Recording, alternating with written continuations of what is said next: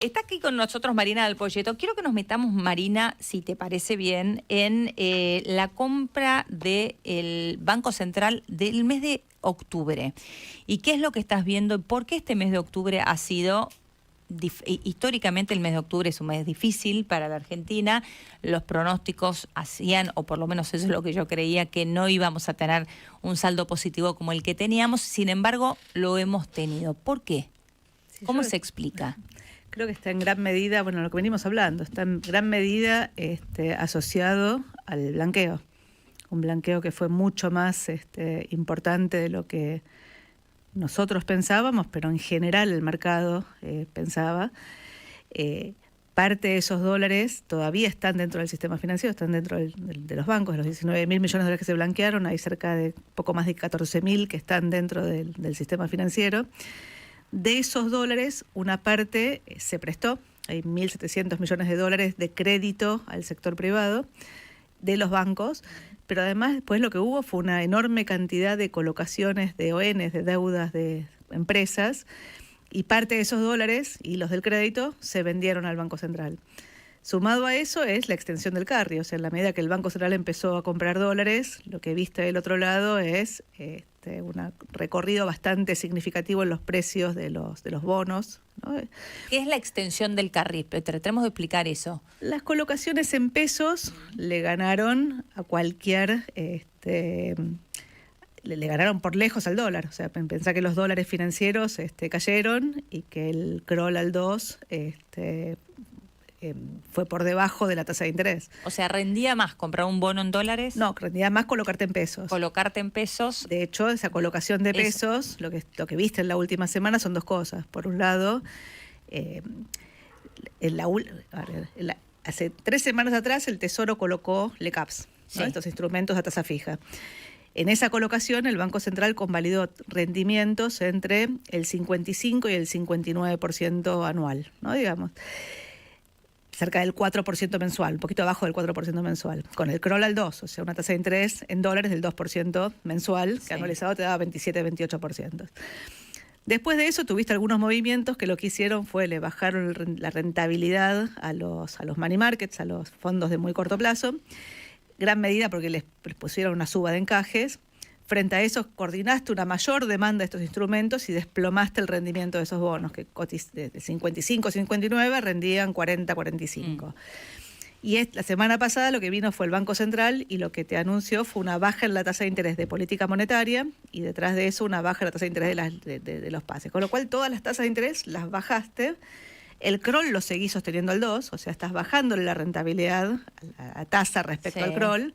A la devaluación. Y los dólares financieros reaccionaron un poquito, pero de alguna forma los seguís sosteniendo pisados. El riesgo país, que se venía desplomando, se te estabilizó. Estás en la previa a la elección americana, está todo el mundo esperando a ver qué es lo que pasa mañana. Pero bueno, fue si querés, un mes de octubre, de octubre soñado, o sea, en términos de Banco Central comprando dólares, caída del riesgo país, caída en la brecha, ¿no? Y tenés Vos, de hecho, escribiste, se alinearon los planetas. Sí, cuidado con usar metáforas, porque las metáforas son solo de ellos. Vamos a explicarle a la gente un análisis en el diario La Nación, en donde Marina pone, se alinearon los planetas y habla de todo esto que nos venía contando recién, de las distintas variables, a lo que te contesta el viceministro, podríamos decir el viceministro de Economía, José Luis Daza. ¿Qué pasó? La frase se alinearon los planetas los ofendió, porque la respuesta detrás estaba todo fríamente calculado, como decía con el Chapulín Colorado, ¿no? Sí. No contaban con mi astucia. Bueno, era. A ver, ¿cómo plantearlo? Un trade, alguien que juega en el mercado, digamos, compra y vende, tiene un escenario, un view, se da vuelta, tiene otro view, nunca justifica nada. Los economistas tratamos de armar escenarios en función de fundamentos.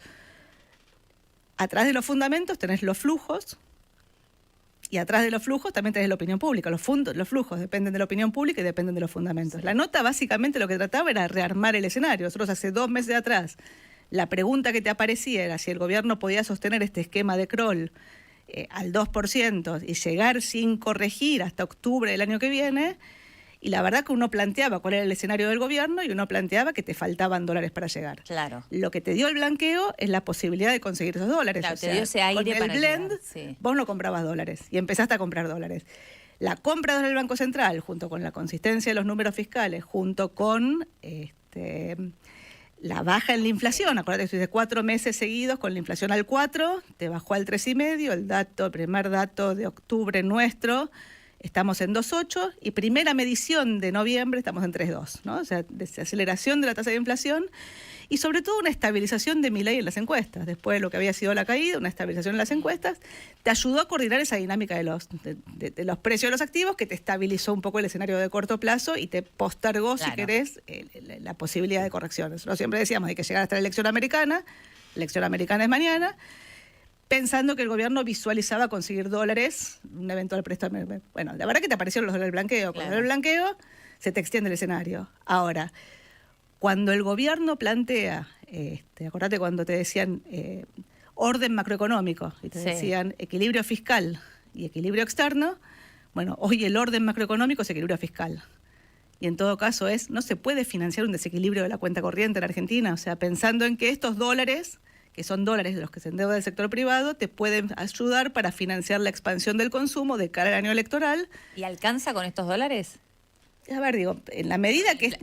El blanqueo, bueno, esta primera etapa del blanqueo termina ahora, el 8. En realidad es el blanqueo de efectivo, termina ahora, después verás, digamos, pero en principio este fue el grueso del blanqueo. El efectivo, sí. Todavía hay cerca de 10.000 millones de dólares en los bancos, en las sucursales de los bancos, a la espera de ver qué es lo que hace la gente con los dólares.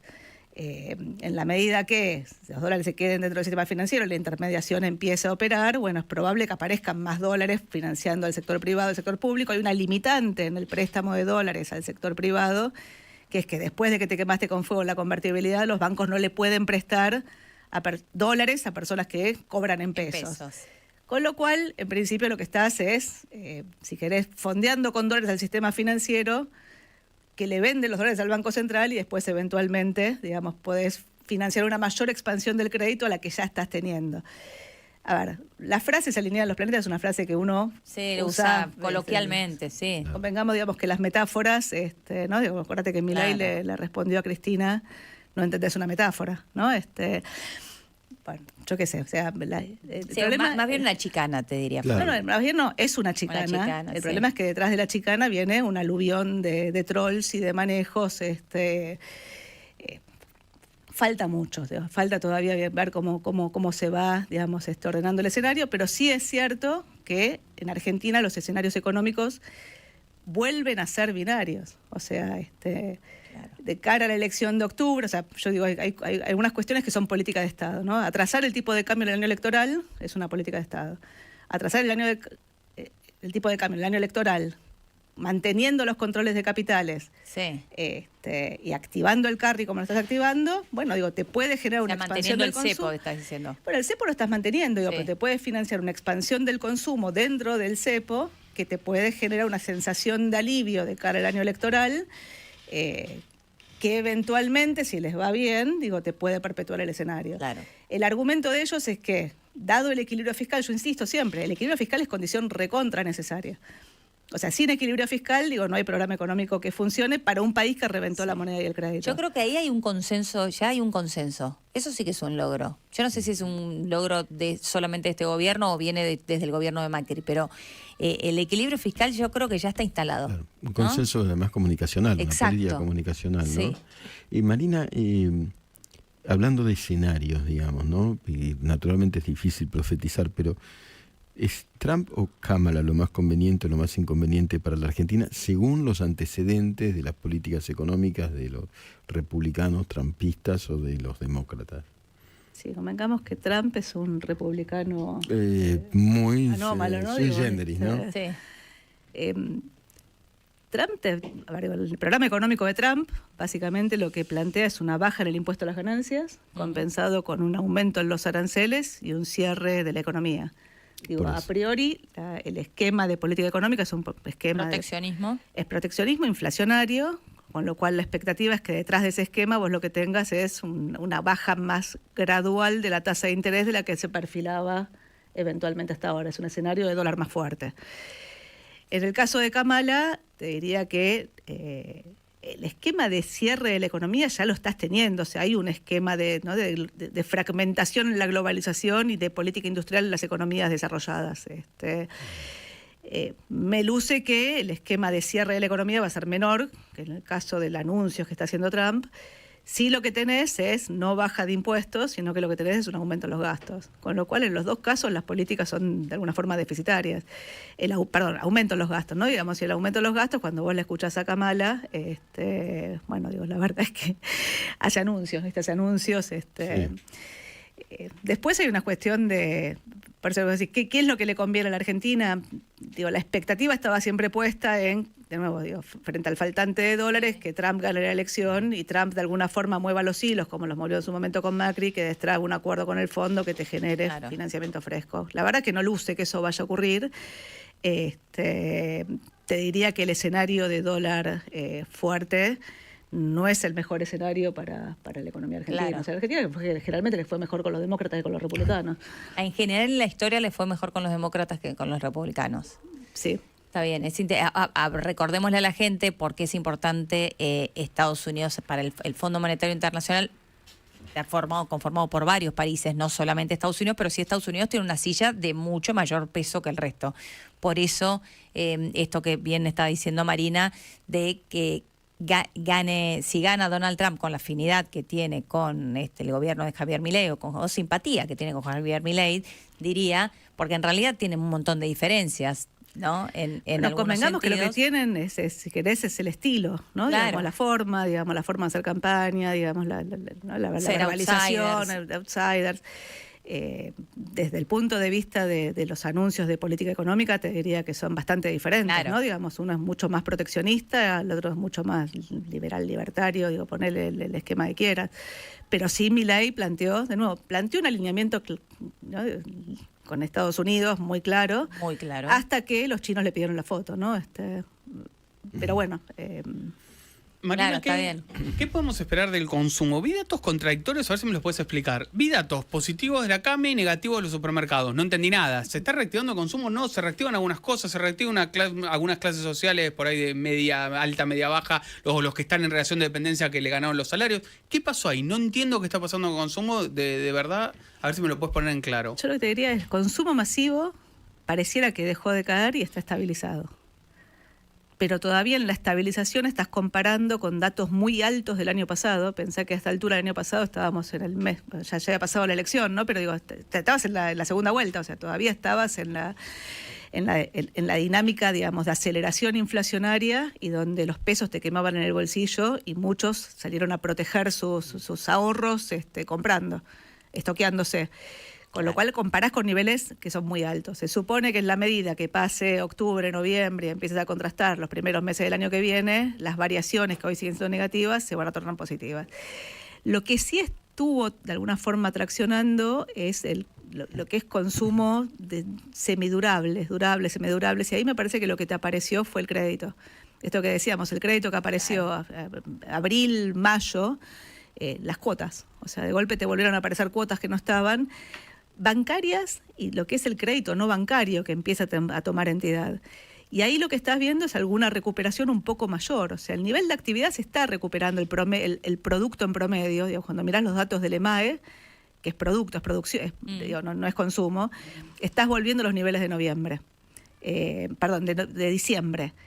En nuestra estimación, el ESAE, que tenemos un mes más, le pones el dato de septiembre y estás volviendo a los niveles de noviembre. O sea, la economía cayó y ves un rebote en el margen. El consumo viene por detrás y cuando mirás ingresos, o sea, mirás el P por Q, o sea, cantidad de trabajadores por ingresos, por salarios, los ingresos se vienen recuperando lento, porque lo que tenés es pérdida de puestos de trabajo, sobre todo en sectores formales, Sí. tenés recomposición en los sectores informales de puestos de trabajo y tenés salarios del sector formal que están recuperando mes a mes, te diría desde abril, mayo, salarios o ingresos del sector informal que en los últimos 2 meses muestran una recuperación, pero venían perdiendo por goleada, e ingresos del sector público, que son los que están más golpeados. O sea, las últimas 2 paritarias te dan 2% y 1%, o sea, con inflaciones que van Claro, duplicando bien por debajo, eso. sí. Entonces, cuando vos mirás la composición de los ingresos, insisto, el P por Q, ¿no? Digamos, trabajadores por ingresos, esa masa de ingresos viene lenta.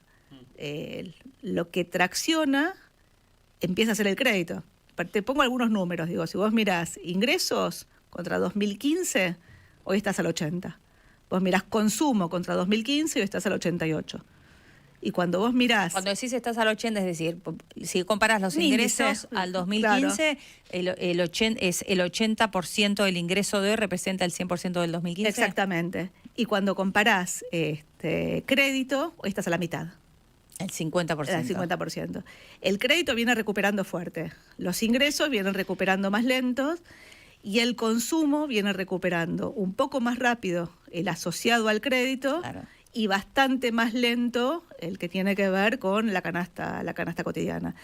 Insisto, digamos, hay movimientos, ¿no? Un contrapunto entre los datos de los supermercados, que es consumo masivo, sí, y los datos de Mercado Libre. Entonces, salió Galperín, sí, diciendo hace un par de semanas en un tuit diciendo el consumo, nosotros, no me acuerdo el número, pero algo así, 17% nos crecía. Sí. Y los supermercados estaban, no sé, 17%, o sea, tenías estaban 13% abajo. Bueno, como, cuando empezás a contrastar las dos cosas, lo que ves es primero, digamos, el consumo electrónico, lo que es consumo masivo en el consumo electrónico es bajo, es alrededor del 3% de esa canasta. La canasta es distinta. Entonces, lo que hay es un cambio en la composición de ese consumo. ¿En qué comprás? No solo en qué comprás, sino también dónde comprás. O sea, el comercio electrónico empieza a ganar espacio. Durante todo el gobierno anterior, los precios justos, te ponían precios en los supermercados que eran mucho más baratos que los comercios de cercanía, entonces vos lo que tenías era movimiento del consumo desde los comercios de cercanía a los supermercados, y ahora se supone que una parte de eso está volviendo. Pero la verdad es que la gente, digo, los ingresos no alcanzan, y lo que estás es buscando, si querés, ofertas, promociones, precios, capacidad de... Cuando vos le pones crédito a una economía que viene sin crédito, o sea, digo, se te habían cortado totalmente las cuotas, empieza, si querés, a moverse algo. De nuevo, ¿cuál es la capacidad de tracción de eso? Bueno, va a ser la capacidad de fondear esa expansión del crédito. Pero lo que estás viendo, a mi juicio, es una fragmentación del mercado, te diría, es una fragmentación de la estructura de consumo y la estructura de ingresos de la sociedad, esta dualidad que hablábamos la vez pasada respecto a la informalidad. Yo creo que eso es parte de lo que estás viendo. Del escenario que estamos viendo hoy. Está bien, está claro. Marina, muchas gracias, como siempre. Que tengas buen lunes. Igualmente. Marina del Poyeto con nosotros.